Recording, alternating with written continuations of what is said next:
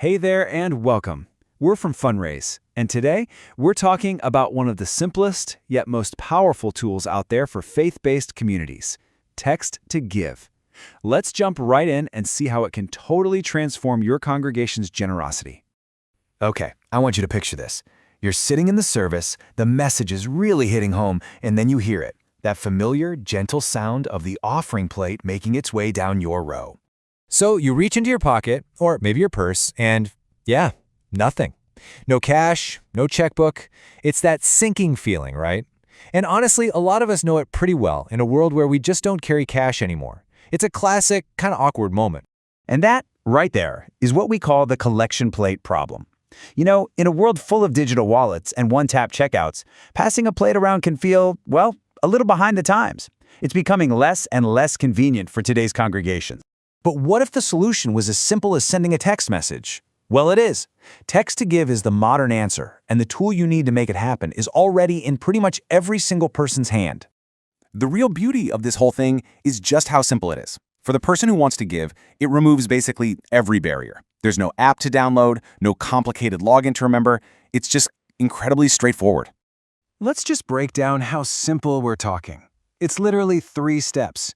First, a donor texts a key word you've chosen, something easy like give, or maybe something more fun like hallelujah, to your church's number.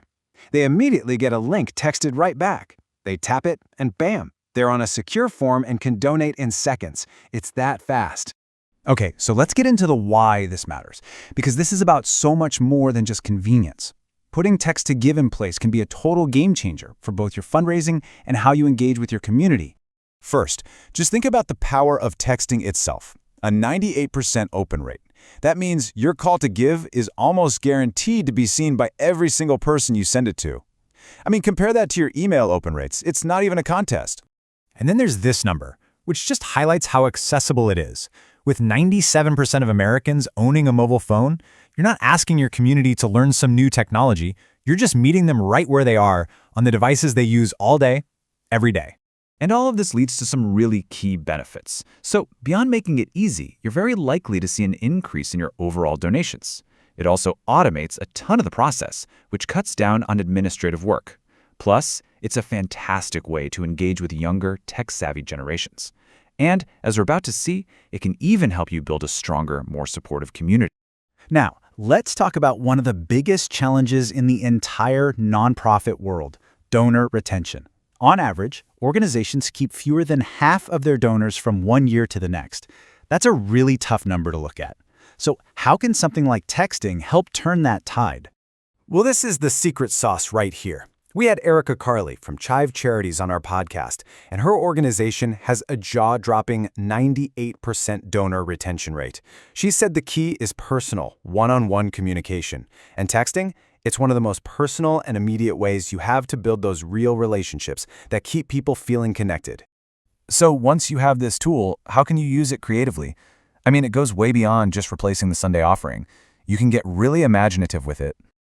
Let's look at one of our absolute favorite examples, what we call mobile mutual aid. This is such a powerful way to use texting to help people give directly to other people right within your own community. Here's how it works. You can set up a common fund to help members who are dealing with unexpected hardships, like medical bills or funeral expenses.